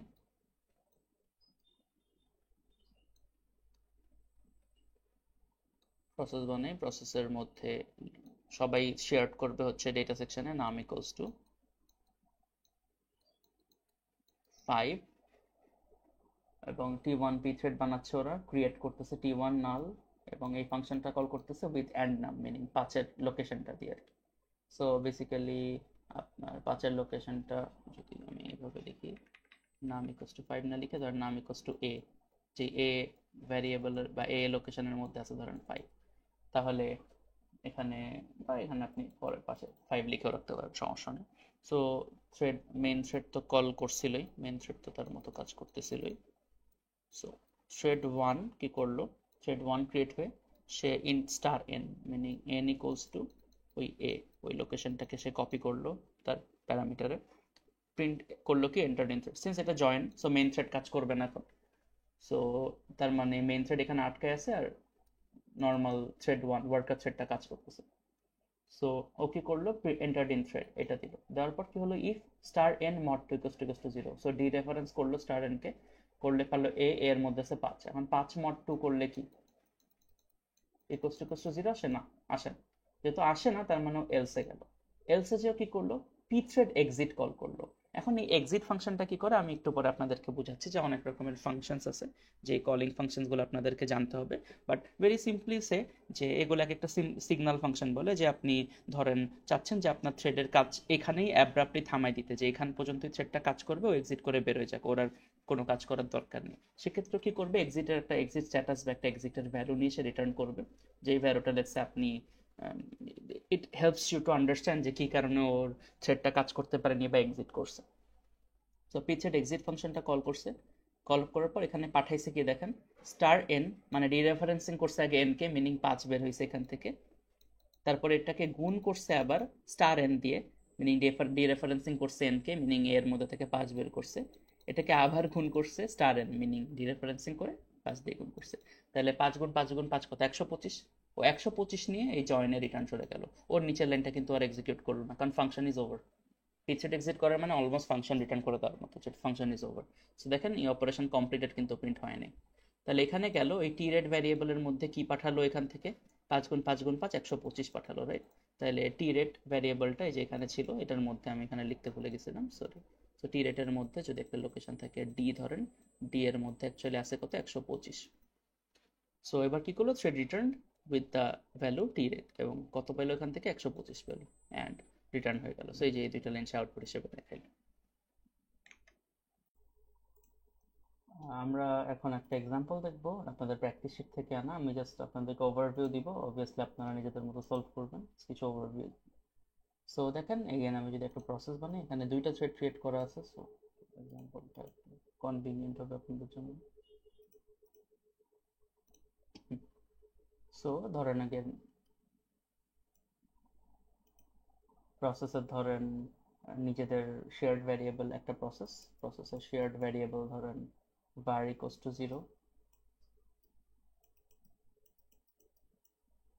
আইডি একটা থ্রেড আইডি নামের একটা অ্যারে বানাইছেন, যার মধ্যে প্রথম এলিমেন্ট 1, পরের এলিমেন্ট হচ্ছে 2। সো পি থ্রেড টি1 টি2 ইনিশিয়ালাইজ করা হয়েছে, এবং দুইটা অ্যারে ইনিশিয়ালাইজ করেছে ইন্টিজার। একটা হচ্ছে থ্রেড আইডি মানে 1,5 নামের একটা অ্যারে ইনিশিয়ালাইজ করা হয়েছে, আর একটা হয়েছে আপনার 2,3। এবং দেখেন একটা থ্রেড ক্রিয়েট করা হয়েছে, এবং থ্রেডটা এগেন টি1 মানে থ্রেড 1 কে পাস করছে। সো এটা যদি মেইন থ্রেড হয়, টি1 একটা থ্রেড পাস হয়েছে, এবং টি1 থ্রেড কি করে দেখেন তো। সো হচ্ছে একটা একটা টি ফাংশন নামের এই ফাংশনটাকে কল করে, এবং প্যারামিটার হিসেবে এ ওয়ান কি ছিল, যে 1,5 কে পাস করে, রাইট? সো তার মানে আর্জের মধ্যে আপনি ডাইরেক্টলি লিখে দিতে পারেন, যে যদি একটা লোকেশন এ লিখে দিই, বেসিক্যালি এই 1,5টা এ নাম্বার একটা লোকেশনের মধ্যে স্টোর আছে, তাহলে আর্জ এটা স্টোর করা। এরপরে দেখেন ও কি করছে, x equals to args, meaning x ভ্যারিয়েবলকেও বেসিক্যালি আর্জের আপনার ভ্যালু মানে এর মধ্যে কপি করছে আর কি, address. So if x of zero equals to 1, চলুন দেখি তো আমরা x of zero equals to 1, 1 না, 1,5 এর 1। সো যেহেতু x of zero equals to 1, তার মানে এই ইফে ঢুকলাম, তাই না? এখন এখন খেয়াল করুন। সো সিন্স এখানে জয়েন কল করছে, মেন থ্রেড কিন্তু এখানে আটকে আছে, রাইট? মেন থ্রেড কিন্তু এরপরে ওই অত নাম্বার লাইন, যত নাম্বার লাইন ছিল তার পরের লাইন পর্যন্ত কিন্তু থ্রেড জয়েনে আটকে আছে। টি1 শেষ হওয়ার পরেই পরের থ্রেডটা আবার ক্রিয়েট হবে, and কাজ করবে। সো এর মধ্যে ওর মতো কাজ করবে, এন্টার ইন থ্রেড প্রিন্ট করবে, থ্রেড 1 প্রিন্ট করবে, কিছু একটা ভ্যারিয়েবল প্লাস করবে, করার পর কিছু আবার একটা প্রিন্ট করবে। কিন্তু যে ভ্যারিয়েবল প্লাস করবে, ভ্যারিয়েবলটা সবার কাছে শেয়ার না। So variable plus equals to এখানে আপডেট হবে, আপডেট হয়ে লেটস সে এগেন আমি শিওর না কত, ধরেন 5 যোগ হইলো লেটস সে। এরপরে ভ্যারিয়েবল অফ আপডেটিং এখানে 5 হবে, ব্লা ব্লা ব্লা, এগুলো একটু দেখেন। থ্রেড 1 ভ্যারিয়েবল আউটপুট 5, পরে অপারেশন ডান বাই থ্রেড কাজ শেষ হলো।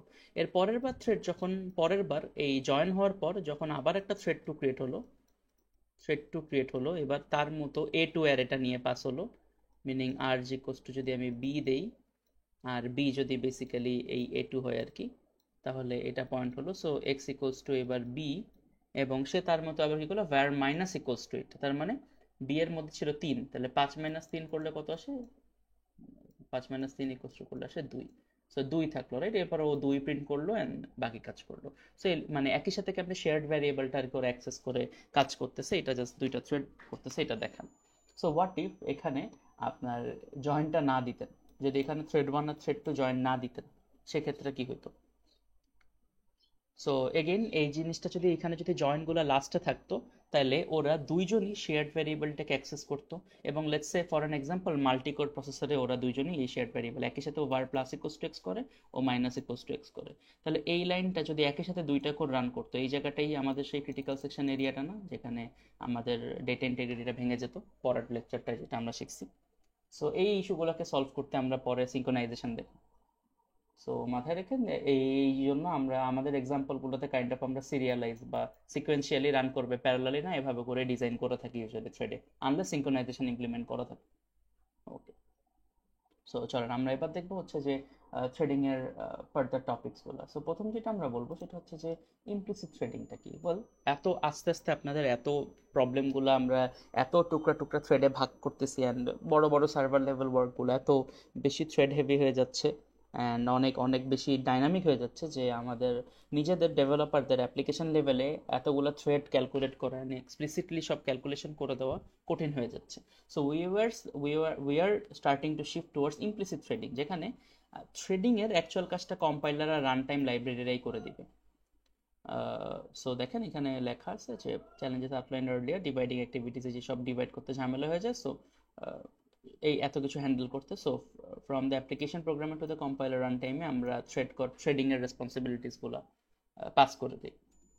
সো কেন পাস করি, ধরেন আপনার একটা সার্ভার, সেই সার্ভারে ধরেন ও অ্যাট দ্য সেম টাইম 10টা থ্রেডিং কাজ করাতে পারে, বা বিজি না থাকলে সে ধরেন 15টা পারে, বা কোনো টাইমে 12টা পারে, কোনো টাইমে 10টা পারে, মানে ডিপেন্ডিং অন কারেন্টলি সার্ভার এখন কয়টা আপনার ফ্রি কোর আছে তার উপর ডিপেন্ড করে, রাইট? সো এই জিনিসটা আমরা অ্যাপ্লিকেশন লেভেলে ডিজাইন করার থেকে বেটার না, এই জিনিসটা আমরা সার্ভার লেভেলে সার্ভারকে নিজেকে কাইন্ড অফ হ্যান্ডেল করতে দিই, তারা যখন কম্পাইল করবে রান টাইমে কাজ করার সময় ওই লাইব্রেরিগুলো হ্যান্ডেল করবে।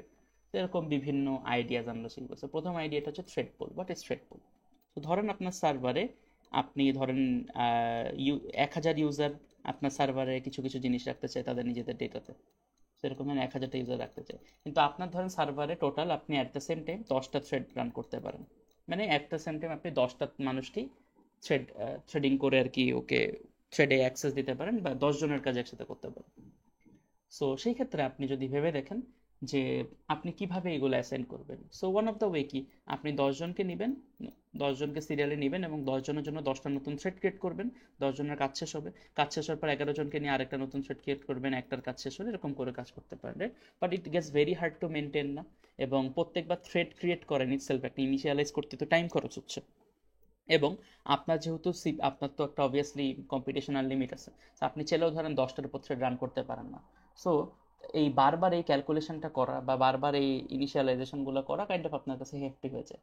তো সেই জন্য আমরা ইউজ করি থ্রেড পুল। থ্রেড পুল কি, সার্ভারের কাছে বানানোই থাকে 10টা থ্রেড, ধরেন থ্রেড 1 থ্রেড 2 এরকম করে আনঅ্যাসাইন্ড 10টা থ্রেড বানানো থাকে। ধরেন এরা হচ্ছে আপনার আনএমপ্লয়েড 10টা থ্রেড বানানো। এবার ইউজার যদি 1000টাও আসে, একটা ইউজারকে একটা থ্রেডের সাথে কাপল করে দিয়ে পাঠায় দেয় যে তুমি কাজ করো, এরপরে আরেকটা ইউজারের সাথে আরেকটা থ্রেডকে ম্যাপ করে দেয়, এরকম 10টা থ্রেড। সো পুল যতক্ষণ না খালি হয়ে যায়, ইউজারগুলোকে আনে ম্যাপ করে দিয়ে বলে তোমরা কাজ করো। এরপরে কোনো একটা ইউজারের কাজ শেষ হয়ে গেলে সে আবার থ্রেড পুলের মধ্যে তার থ্রেডটাকে রিটার্ন করে দেয়, এই সার্ভার লেভেল এই সার্ভারের যেই থ্রেডটা ছিল থ্রেড পুলের থ্রেডসগুলো ছিল রিটার্ন করে দেয়, করার পর অন্য একটা ইউজার আবার এটাকে নেয়। So kind of it works like a আপনার ওয়েটিং রুম, যেখানে আপনার দেখতে পারবেন যে কতগুলো কারেন্টলি আমার থ্রেড খালি আছে, সেগুলোর উপর কাজ করবে। সো আপনাকে কিন্তু তাইলে জাস্ট আপনি অ্যাপ্লিকেশন লেভেলে সুন্দর করে কাজগুলো করার সময় থ্রেড কল করে পাঠিয়ে দিলেন, ওই পারে সার্ভারের থ্রেড কোনটা কয়টা কয়টা থ্রেড পাঠাইলেন এটা নিয়ে কোনো প্যারা নেই, কারণ সার্ভার 10টা করে অ্যাকসেপ্ট করতেছে। সো সার্ভার লেভেলে রান টাইম লেভেলে ওর মতো হ্যান্ডেল করে নিচ্ছে। আরেকটা হচ্ছে ফোর্ক জয়েন্ট। ফোর্ক জয়েন্টটা আমরা অলরেডি দেখছি, যে আমরা টাস্কগুলোকে কাইন্ড অফ, যে একটু আগে এক্সাম্পল যেটা দিলাম, যে আমরা প্যারালালাইজ না করে আমরা টাস্কগুলোকে কাইন্ড অফ সিকোয়েন্সিয়াল করে দিচ্ছি, রাইট? যে আপনার একটা টাস্ক যদি স্মল ইনাফ হয় সেক্ষেত্রে আমরা নিজেরাই সলভ করলাম, না হলে ওই টাস্কটাকে আপনার দুইটা আলাদা আলাদা ফোর্ক কল করে, মিনিং দুইটা আলাদা আলাদা প্রসেসে দুইটা ছোট ছোট সাবটাস্ক পাঠালাম এবং তাদেরকে জয়েন করলাম। মানে এখানে ফোর্ক জয়েন লেখার মিনিং হচ্ছে, যদি আপনি থ্রেড করতেন তাহলে থ্রেড আর থ্রেড জয়েন লিখতেন, আর আপনি যদি আর কি প্রসেস বানাইতেন তাহলে ফোর্ক আর ওয়েট করতেন আর কি, অবভিয়াসলি। সো এইভাবে করে আপনি মানে এই আইডিয়াটা ইউজ করে আপনারা কাজ করতে পারেন, যে যেখানে দরকার সেসব জায়গায় প্যারালালাইজ করে দিলাম, দেওয়ার পর একটা পয়েন্টের পর আবার জয়েন করে কাজ করলাম। সো এই বারবার এই থ্রেডিংগুলোকে আমরা বিভিন্ন থ্রেডিং বানায় টানাই দিয়ে রেখে দিচ্ছি। সো এটা টেকনিক্যালি এক্সপ্লিসিট লাগতে পারে, বাট এটার ইমপ্লিসিট ইমপ্লিমেন্টেশন আছে। কারণ আপনি ধরেন 10টা থ্রেড বানাই দিলেন, অবভিয়াসলি 10টা থ্রেড তো একসাথে রান করবে না। হার্ডওয়্যারে ধরেন 4টা কোর, খালি 4টা থ্রেড রান করলো, পরে বাকি 4টা করলো, পরে 2টা করলো, সামওয়্যার অ্যালং দ্য লাইন এভাবে কাজ করলো। কিন্তু শেষে জয়েন হওয়ার পর উত্তরটা আপনার কিন্তু কনসিস্টেন্টলি আসবে। দেখুন এইগুলো আপনারা বই থেকে পড়ে নিন। ওপেন এমপি ডিসপ্যাচ কিভাবে কাজ করে, গ্র্যান্ড সেন্ট্রাল ডিসপ্যাচ, জিসিডি বলে এটাকে। পরে ইন্টেল থ্রেডিং বিল্ডিং ব্লকস, যে ইন্টেল কিভাবে এই থ্রেড বিল্ডিং ব্লকসগুলো বানায়, এগুলো একটু দেখে নিতে পারেন বইয়ের, I believe chapter 4.5। Okay, so four can exact এই জিনিসটার আইডিয়াটা আমি আপনাকে দিই। সো ধরেন আমি একটা প্রোগ্রাম লিখতেছি, একটা কোড লিখতেছি। কোডটা আমি ইন্ট মেন দিয়েই শুরু করলাম, বাকি লাইন আর লিখলাম না, ইন্ট মেন ভয়েড মেন যে এটা আর কি দিয়ে ধরেন শুরু করলাম। এবং কোডটার মধ্যে ধরেন এরকম হলো যে ও একটা একটা ফোর্ক কল করলো, এবং প্রসেসটার মধ্যে একটা পয়েন্টে ধরেন আপনি 3টা থ্রেড ক্রিয়েট করছিলেন, T1 T2 T3, ধরেন 3টা থ্রেড ক্রিয়েট করছিলেন। সো আমার ফ্লোটা দেখতে কেমন হবে, প্রসেস 1 রান করতেছে, সে ফোর্ক কল করে প্রসেস 2 বানালো, এবং প্রসেস 1 আর প্রসেস 2 দুইজনই কিন্তু ফোর্কের পর এই দুইটা লাইন, এই সবগুলো লাইন এক্সিকিউট করবে। তাহলে প্রসেস 1ও 3টা থ্রেড ক্রিয়েট করে ফেললো, থ্রেড 1, থ্রেড 2, থ্রেড 3। প্রসেস 2ও 3টা থ্রেড ক্রিয়েট করে ফেললো, থ্রেড 4, থ্রেড 5, থ্রেড 6। সো এখানে ইনহেরেন্ট ফ্লটা কি বলেন তো, আমরা কি কন্ট্রোল করতে পারতেছি?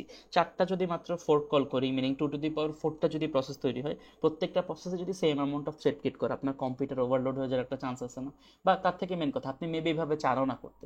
আপনি তো চাইতেই পারেন যে আমার এই প্রসেসটা কাজ করবে যেটুকু পার্টে, সেখানে ধরেন এই 3টা থ্রেড লাগে। এই প্রসেসটা যেই পার্টে কাজ করবে সেখানে মেবি ধরেন শুধু একটা থ্রেডেই কাজ করা যায়, আর বাকি থ্রেড লাগে না। বা ধরেন আপনার গুগল ট্যাবের কথাই ভাবেন, আপনি একটা ট্যাবকে যখন কপি করে আরেকটা ট্যাব বানালেন, অবভিয়াসলি দুইটা ট্যাব তো আর সেম কাজ করতেছে না, রাইট? দুইটা ট্যাবের মধ্যে তো অলদো একই প্রসেসের দুইটা কপি, একটা প্রসেস থেকে আরেকটা প্রসেস ধরেন ক্রিয়েট করছেন, একটা ট্যাব থেকে আরেকটা ট্যাব ক্রিয়েট হয়েছে, কিন্তু তার মানে তো এই না যে দুইটা ট্যাব ক্রিয়েট হওয়ার পর নেক্সট এক্সিকিউশন লাইনগুলো সব সেম হবে, রাইট? ও তো ডিফারেন্ট কাজ করতেছে। So this is wire the exact comes in. আপনারা ল্যাবে অলরেডি দেখছেন, this is wire the exact comes in. Meaning আমি এভাবে করে লিখতে পারি যে ধরেন P1 দিয়ে যদি ফোর্ক করি, সো আমি লিখলাম if P1 equals to 0, meaning এটা যদি চাইল্ড প্রসেস হয়, সেই ক্ষেত্রে আমি এক্সেক কল করে বলতে পারি যে আরেকটা কোডের লোকেশন দিয়ে বা আরেকটা কমান্ড দিয়ে বা একটা আপনার দিয়ে আর কি বলতে পারেন, কোডের লোকেশনই বলতে পারেন, যে ধরেন আপনার একটা জায়গায় একটা কিছু কোড লেখা বা কমান্ড লেখা, এই কমান্ডগুলোর লোকেশন দিয়ে আপনি বলতে পারেন যে প্রসেস 1 যদি 0, মিনিং তুমি চাইল্ড প্রসেস হও, তুমি এই কাজগুলো করো। আর এলসে যে ধরেন আপনি থ্রেড ক্রিয়েট করে কাজ করলেন, বিকজ লেটস এখানে অন্যান্য কাজের দরকার ছিল। সো আপনার প্যারেন্ট প্রসেস আর চাইল্ড প্রসেস কিন্তু দুইটা ডিফারেন্ট ব্লক রান করলো, এবং এই ব্লকে এক্সেক কল করার মানে এখন এক্সেক কল করলে কি হয়, এক্সেক কল করলে যেটা হয়, ওই প্রসেসটা যে ধরেন P1 আর P2 যদি হয়, সো প্রসেস 1 আর প্রসেস 2, রাইট? সো এটাকে যদি আমি বলি কোনটার জন্য P1 ভ্যারিয়েবলটা, মিনিং এটা কোনটার জন্য 0 হবে, এই প্রসেসটার জন্য, রাইট? এটাকে আইডি লিখতে পারেন, আমরা সবসময় আইডি দিয়েই পড়ছিলাম। সো আইডি 0 হবে কোনটা, প্রসেস 2 এর জন্য। So process 2 instead of creating the thread, ও এক্সেক কল করার পর যে লাইনগুলো ছিল সেই লাইনগুলোই রান করবে, ও আর নিচের কোনো লাইন রান করবে না। মিনিং এক্সেক যদি আরেকটা এন্টায়ার কোড ব্লক হয়, ও এর লাইন 1 থেকে 5 যত লাইনে ছিল সেটা রান করে বেরোয় যাবে, ও অ্যাকচুয়াল তার প্রসেসের যে নিচের লাইনগুলো ছিল সেগুলো রান করবে না। তো খুবই সিম্পলি সেইং, টেক্সট সেকশনটাকে রিপ্লেস করে দিবে। একটা প্রসেসের যে একটা টেক্সট সেকশন থাকে না, যে টেক্সট সেকশনে ওরা কোডের ইনস্ট্রাকশনগুলো লেখে যে কোন লাইনের পর কোন লাইন রান করবে, এক্সেক কল করলে ওই টেক্সট সেকশনটাকে এক্সেকের মধ্যে যে কোড সেইটার টেক্সট সেকশন দিয়ে রিপ্লেস করে দেয়। So process remains the same, এই প্রসেসটাই, কিন্তু ও অ্যাকচুয়ালি আরেকটা কোড রান করে ইনস্টেড অফ এই কোডের একটা কপি রান করা। তাহলে আপনি এভাবে করে এক একটা প্রসেসকে এক এক রকমের কাজ হ্যান্ডেল করতে হেল্প করতে পারেন। তো দেখেন এখানে এগুলো লেখা আছে। So when the exec system call is invoked, the program specified in the parameter of exec will replace the entire process including all threads. Meaning exec call করলে সে exec থেকে এন্টায়ার কাজটা ওই এক্সাক্ট যেই ডিরেক্টরিতে লিখছেন তার সব কিছুতে রিপ্লেস করে দিবে, নিজের সব আইডেন্টিটি ক্যান্সেল করে ফেলবে, ওর অনওয়ার্ডস আর কিছু সে রান করবে না। আপনারা এটার খুব ডিটেলসে আমি কোড ইমপ্লিমেন্টেশন দেখালাম না, কারণ আপনারা অলরেডি ল্যাবে এগুলো দেখছেন অ্যাসাইনমেন্টে। So if one thread program calls fork, does the new process duplicate all the threads? এটাকে আমরা এক্সেক দিয়ে হ্যান্ডেল করতে পারবো, যে একজন ফোর্ক কল করলে সে যেন প্যারেন্ট প্রসেসের মধ্যে সবগুলো থ্রেড না বানায়, বা যদি চান বানাতে সেক্ষেত্রে তো আপনি এক্সেক কল করবেন না, জাস্ট অ্যাজ ইট ইজ রেখে দিবেন। তো সলিউশন কি, যে এক্সেক কল করলে ইমিডিয়েটলি ফোর্ক দ্য ডুপ্লিকেটিং আপনার, if exec is called immediately after forking then duplicating all threads unnecessary. If the separate process does not call exec after forking, the separate process should duplicate all the threads, right? মানে exec call করলে ওই particular যেখানে আপনি execution ফাইলটা change করে দিলেন সেই দিকের কাজগুলো করতেছে, রাইট? সেখানে যা যা থ্রেড লাগবে, সেখানে যা যা লাগবে সেগুলো করতেছে, প্যারেন্টেরটা কপি করতেছে না, আর exec কল না করলে কপি করতেছে। আচ্ছা, এবার আসছে থ্রেড ক্যান্সেলেশন। সো থ্রেড ক্যান্সেলেশনটা কি, যে terminating A thread before it has completed, মানে আপনি অ্যাব্রাপ্টলি কোনো থ্রেডকে যদি ক্যান্সেল করতে চান বা টার্মিনেট করতে চান, সেক্ষেত্রে how does it look. So যেই থ্রেডটাকে আপনি ক্যান্সেল করবেন তাকে আমরা টার্গেট থ্রেড বলি। সো ধরেন আপনি প্যারালালি 10-12টা থ্রেড চালানো শুরু করছেন। সো টার্গেট থ্রেডকে, যে আপনি যেই থ্রেডটাকে এক্সিট বা ক্যান্সেল করতে চান সেই থ্রেডটাকে ক্যান্সেল করবেন কিভাবে, এইটারও কিছু আইডিয়া আছে। একটা হচ্ছে অ্যাসিনক্রোনাস ক্যান্সেলেশন, মিনিং যেই পয়েন্টেই যেই থ্রেডটা সেই যতখানিকে রান করতে থাকুক না কেন, ধরেন ও এত নাম্বার লাইন রান করছে থ্রেডটা, ওই টাইমে আমি ওকে ক্যান্সেল করে দিলাম। কিন্তু এটার সমস্যা কি, এমন হতে পারে না যে অনেকগুলা থ্রেড আপনার একই সময়ে একটা শেয়ার্ড ভ্যারিয়েবলের ডেটা আপডেট করতেছিল। সো ওকে ক্যান্সেল করার কারণে ডেটাগুলোর মধ্যে কিছু ঝামেলা হতে পারে, ইন্টিগ্রিটির সমস্যা হতে পারে। সো এই অ্যাসিনক্রোনাস ক্যান্সেলেশন না করে অনেক সময় আমরা ডেফার্ড ক্যান্সেলেশন করি। ডেফার্ড ক্যান্সেলেশনটা কাইন্ড অফ এমন, যদি কোনো থ্রেডকে ক্যান্সেল করতে চাই, ও টার্গেট থ্রেডটাকে অ্যাসাইন করে যে এই থ্রেডটাকে ক্যান্সেল করো, এবারও পিরিয়ডিক্যালি চেক করতে থাকে যে ওই থ্রেডটা কি ক্যান্সেল হওয়ার মতো সিচুয়েশন আছে কিনা। যখনই দেখে যে ক্যান্সেল হওয়ার মতো সিচুয়েশন, আর কোনো ক্রিটিক্যাল একটা অন্যান্য থ্রেডের সাথে কোনো কিছু শেয়ার করতেছে না বা ক্রিটিক্যাল কোনো সেকশন রান করতেছে না, সেই টাইমে সে আপনার টার্গেট থ্রেডটাকে ক্যান্সেল করে দেয়। It should be cancelled only, so it should cancel at a point when it can be cancelled safely. Again guys, আপনারা বই পড়লে এগুলোর অনেক বেশি আইডিয়াস বুঝবেন। আই হাইলি রেকমেন্ড এগুলো বুঝতে বইটা ভালো করে পড়ুন। তো signal handling, what is signal handling? এটা হচ্ছে যে আপনার একটা থ্রেড, আপনি এরকম ধরেন মাল্টিপল থ্রেড রান করতেছেন, রাইট? আপনাকে কোনো থ্রেডে কোনো একটা মেসেজ পাঠাইতে বা কোনো কারণে আপনি যদি ওটাকে থামাইতে চান বা কোনো রকমের সিগন্যাল পাঠাইতে চান, সেই সিগন্যালগুলো আপনি কিভাবে হ্যান্ডেল করবেন, যে একটা ইভেন্ট হচ্ছে বা কিছু একটা হইতেছে, এখানে থামো। লেটস সে আপনি একটা কোড রান করতেছেন আইডিতে এবং কোডটা ইনফাইনাইট লুপে আটকেছে, আপনি কি করতেন? টার্মিনালে যে কন্ট্রোল সি চাপতেন না? কন্ট্রোল সি চাপলে ওই জায়গাটাতে থেমে যেত না, আপনার প্রসেসটা টার্মিনেট হয়ে যেত না? ওইটাও কিন্তু একটা সিগন্যাল, ওটাও কিন্তু আপনার দেওয়া একটা সিগন্যাল। সো এরকম সিগন্যাল হ্যান্ডলিং এরকম বিভিন্নভাবে হ্যান্ডলিং করতে হেল্প করে। সো কিছু আছে ডিফল্ট সিগন্যাল হ্যান্ডলার, যেমন আমি কন্ট্রোল+সি দিয়ে টার্মিনালে যে কোনো একটা ইনফাইনাইট লুপে চলা কোড বা যে কোনো একটা কোডের মাঝখানে তাকে থামাই দিতে পারি। আর ইউজার ডিফাইন্ড হচ্ছে যদি আমি এগুলোকে ম্যানুয়ালি হ্যান্ডেল করি, যে কন্ট্রোল+সি দিলে কি কাজ করবে, এগুলো যদি আমি নিজের মতো করে আমার মতো করে এক্সিকিউশনগুলোকে হ্যান্ডেল করতে চাই, সেক্ষেত্রে আমরা ইউজার ডিফাইন সিগন্যালও হ্যান্ডেল করতে পারি। ওকে, তো সিগন্যাল হ্যান্ডলারগুলো আপনার ইউজ টু প্রসেস সিগন্যালস, কি কি জায়গায় ওরা ইউজ করে? Signal process is generated by the occurrence of a particular event. একটা কোনো ইভেন্ট আসছে, যে ইভেন্টটাতে আপনি চাইতেছেন যে এই প্রসেসটা, এই ইভেন্টটা হোল্ড করো, বাকি প্রসেস বা বাকি থ্রেডগুলোকে রান করতে দাও, বা কোনো কারণে ডিলিট করো, যে কোনো একটা ইভেন্ট হতে পারে, সেটার জন্য একটা সিগন্যাল জেনারেট হতে পারে। এই generated signal is delivered two a process. So একটা সিগন্যাল ক্রিয়েট করলেন, থ্রেডে একটা সিগন্যাল পেলো, থ্রেডে একটা ইম্পর্টেন্ট ইনফরমেশন রিট্রিভ করলেন, যেটাকে আবার প্রসেসে ব্যাক আনতে হবে। তো এইভাবে করে সিগন্যাল দিতে পারেন। Once delivered the signal must be handle. তো মাথায় রাখবেন, একটা সিগন্যাল যখনই ডেলিভার্ড হবে তারপর ওটাকে হ্যান্ডেল করতে হবে, যেমন কন্ট্রোল সির মতো আর কি, যে কন্ট্রোল সি যখনই দিবেন ওকে ওটা মাস্ট হ্যান্ডেল করতে হবে। সিগন্যাল হ্যান্ডলিং শেষে আবার কোডগুলো তাদের মতো রান করতে পারবে। কন্ট্রোল সি তো বেসিক্যালি কিল করে দেয়, রাইট? যে ওইখানের পরে ওইটাকে রান করে না, সো ওইটা ডিফারেন্ট, বাট অন্যান্য বিভিন্ন ভ্যারিয়েশন অফ সিগন্যাল আছে। সো এগেন আপনারা বই পড়লে আর একটু ডিটেলস জানতে পারবেন এগুলো। So signal handling. The signals are always delivered to a process, but delivering signals is more complicated in multi-threading program. কারণ কোন থ্রেড কখন কোন প্রসেস, মানে কখন ওই প্রসেসকে ডেলিভার করবে, এই জিনিসপাতিগুলোর জন্য কিন্তু আপনার সিগন্যালটা কখন পৌঁছাইতেছে এটার কিছু ভ্যারিয়েশন হতে পারে। যেমন একটা দেখেন, deliver the signal to thread to which the signal applies, meaning synchronous cancellation. এটা হচ্ছে যে আপনার ধরেন আপনি একটা সিগন্যাল পাইলেন, সো এই সিগন্যালটা আপনি যেই থ্রেডে অ্যাকচুয়ালি সেই সিগন্যালটা অ্যাপ্লাই করে, ধরেন আপনার প্রসেস একটা সিগন্যাল পেলো যে লেটস সে এই জিনিসটা ইম্পর্টেন্ট, এই জিনিসটা থামাও, এই কোডটা থামাও। সো আপনাকে কি করতে হবে, এই কোডটা অ্যাকচুয়ালি কোন থ্রেডে আছে সেই থ্রেডে যে সেই থ্রেডটাকে সিগন্যালটা পাঠিয়ে দিয়ে থামাই দিতে হবে। এইটাকে বলে সিনক্রোনাস ক্যান্সেলেশন। মিনিং অ্যাকচুয়ালি যাকে করার কথা খালি সেই অ্যাফেক্টেড হচ্ছে, রাইট? আচ্ছা, আরেকটা হইতে পারে, বাট এটা করতে হলে তো আপনাকে, এটা তো অবভিয়াসলি বুঝতেছি, তার মানে এটা একটু kind of complicated as well. তো অনেক সময় অ্যাসিনক্রোনাস ক্যান্সেলেশন পাঠাই, মিনিং আমরা সবগুলো থ্রেডকে সিগন্যাল পাঠাই দিই, পাঠাই দিয়ে বলি যে ক্যান্সেল হও, ক্যান্সেল হও, ক্যান্সেল হও, কিন্তু সেটাই হবে যে হচ্ছে ক্যান্সেল হওয়ার কথা, বাকিগুলো হবে না। মিনিং আমরা সাথে একটা ইনফরমেশন পাঠিয়ে দিব যে তুমি কি এই থ্রেড, তাইলে ক্যান্সেল হও। আর এই যে অনেক সময় আরেকটা করতে পারি যে deliver the signal to certain threads in the process, ধরুন কয়েকটা সিলেক্টেড থ্রেডকে আমি সিগন্যাল পাঠালাম ইনস্টেড অফ সবাইকে অ্যাসিনক্রোনাসলি পাঠাইলাম। এটাও একটা ভার্সন হইতে পারে। আরেকটা হচ্ছে assign specific thread to receive all the signals for the process.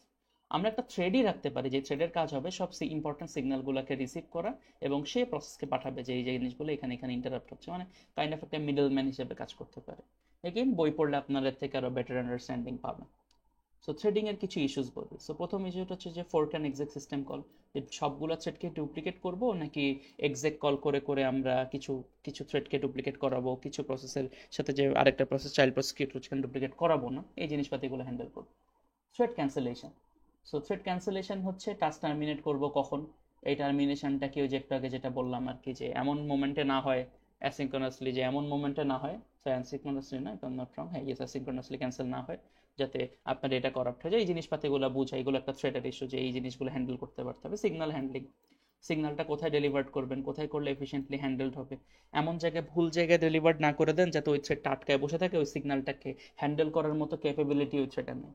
সে এরকম যেন না হয়। থ্রেড পুল, যে কতগুলো থ্রেড পুল দিয়ে আপনি আপনার থ্রেড ডিজাইন করবেন। এগেন এটা বই পড়লে অনেক ডিটেলস দেখবেন, থ্রেড পুল কীভাবে ইনিশিয়ালাইজ করে, কীভাবে বানায়, কীভাবে থ্রেড পুলটা আইডেন্টিফাই করে, স্টাফস লাইক দ্যাট। আর থ্রেড স্পেসিফাইড ডেটা, অনেক সময় কিছু থ্রেডের unique own copy of certain data থাকে, এগুলোকে কীভাবে হ্যান্ডেল করবেন। ওয়েল আমরা তো অলরেডি জানি প্রসেসের আন্ডারে প্রত্যেকটা থ্রেডের নিজেদের ইউনিক স্ট্যাক থাকে, সো আমরা হ্যান্ডেল করতে মোটামুটি পারি। অবভিয়াসলি আবার এটাকে আবার কাজ শেষে আবার অবভিয়াসলি ডেটা সেকশনের কোনো একটা গ্লোবাল ভ্যারিয়েবল বা শেয়ার্ড ভ্যালুতে পাঠাইতেও হবে, যাতে অন্যান্য থ্রেড আবার অ্যাক্সেস করতে পারে, বা লেটস সে শেষে সব থ্রেড কাজ শেষ হলে মেইন থ্রেড যেন আবার অ্যাক্সেস করতে পারে। তো এই ছিল আমাদের থ্রেডের overall ideas. And I highly recommend আপনারা বইটা একটু ভালো করে একবার রিডিং দিয়ে যান, নাহলে এই টাইপের কনসেপ্টের মধ্যে এই জিনিসগুলা ইনিটসেলফ প্রত্যেকটা প্রত্যেকটা পার্টের অনেক ইন ডিটেল জানার আছে। আপনারা ইউটিউবে বই পড়লে, ইউটিউবে সার্চ দিলে আপনারা অনেক অনেক অ্যাডিশনাল ইনফরমেশন পাবেন। Thank you.